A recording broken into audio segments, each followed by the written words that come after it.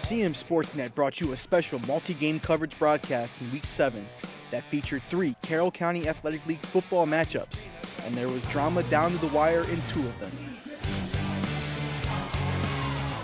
Let's start with Century hosting Westminster, and the Owls score first on this 1-yard run by Cason Doan. It's 7-0 Westminster midway through the first quarter. The Owls keep it on the ground late in the quarter and strike again, this time with Jack Hitchcock going virtually untouched for a 55-yard touchdown dash. Westminster 14, Century 0. One play after a Knights punt, Westminster's ground game is back at it. Hitchcock blows by everyone for a 69-yard scoring run. Another PAT makes it 28-0 for the Owls. Century gets on the board when quarterback Jake Dexter finds Quentin Duncan, and the receiver snags the ball for a 20-yard touchdown pass. Knights down 28-7.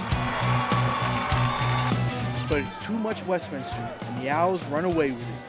Hitchcock scores here from 1 yard out for his 3rd score of the game, and the visiting team prevails 35-7 to win their 5th consecutive game.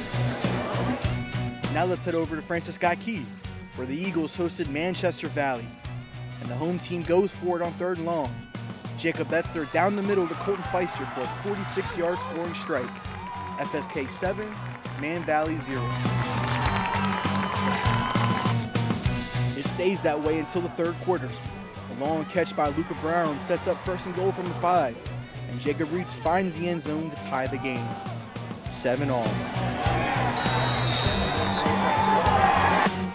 FSK responds when Etzler avoids the sack and finds Jermaine Dawson from the backfield, and Dawson stretches for the goal line for a 35-yard touchdown. Eagles back up 14-7. The Mavericks get right back in it late in the 3rd. Caleb Hoffman scoring on a 4-yard run. Tied again, 14-all.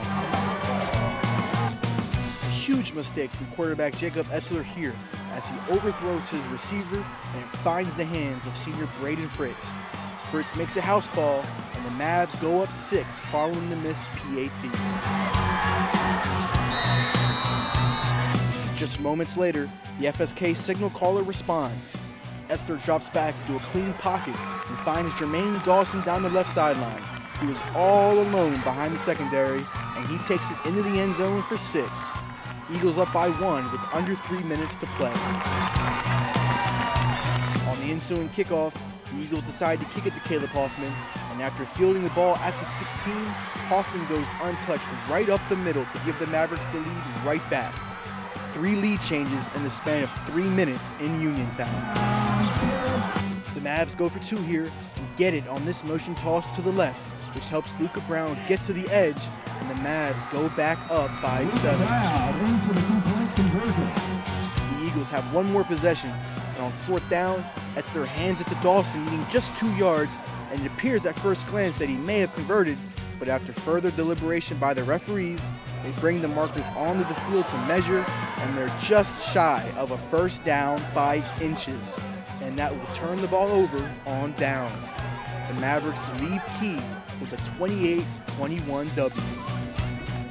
Now on to our last game of the evening. SC traveled to Liberty hoping to pull off the upset against the 4-2 Lions, who sat tied atop the county standings. After a good return by Kevin Poole sets the Lions up on their first drive, Miller brings Akinboye across the formation and hands it to the senior, who takes it off tackle for 6. Lions strike first. SC gets the ball and they waste no time in responding. After Anthony Rodriguez rips off a 50-yard run, Caleb Evans rolls to his left and delivers a strike to senior Braden Yeager in the back corner of the end zone. SC up 7-6 after 2 possessions. Check out this pitch and catch from Chase Miller to Tristan West, which gets the Lions into enemy territory and sets up this touchdown catch from Kevin Poole. 3 possessions in, 3 touchdowns.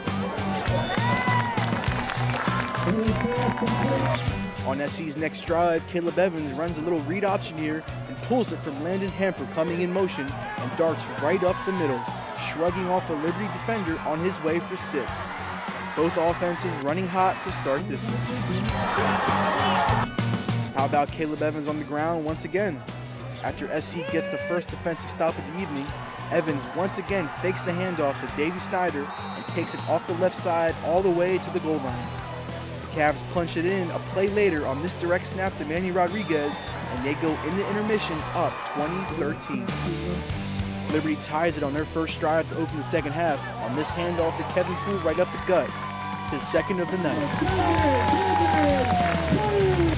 The Lions forced their first turnover of the night after Caleb Evans tried to find Braden Mazalewski over the middle, but instead finds Liberty's Austin Saffron, who takes it all the way back to the Cavs' 2-yard line. One play later, it's Kevin Poole finding the end zone for the third time of the evening. Lions go for 2 and get it to go up 28-21 with 7 minutes to play in quarter 3. But SC has their answer. After stalling on their next possession, the Cavs play the field position game and win. They force a Liberty punt and set up shot at the Lions' 46. 3 minutes later, it's Anthony Rodriguez going right up the gut, spinning off Liberty defenders and into the end zone. The Cavs go for 2 to tie the game and call for the Philly special, and they get it. We've got a tied game heading into the fourth quarter. After a scoreless fourth, we head to overtime. Liberty takes the ball first, and when they can't convert on third down, they line up for the field goal, but they botch the snap and turn the ball over. On the very next play, Anthony Rodriguez wins it for the Cavs as he scampers off the right side and goes in untouched. The Cavaliers celebrate in the end zone, and the home crowd cannot believe it. Final score is SC 34, Liberty 28. The Cavs complete the upset and conclude Week 7 in unbelievable fashion.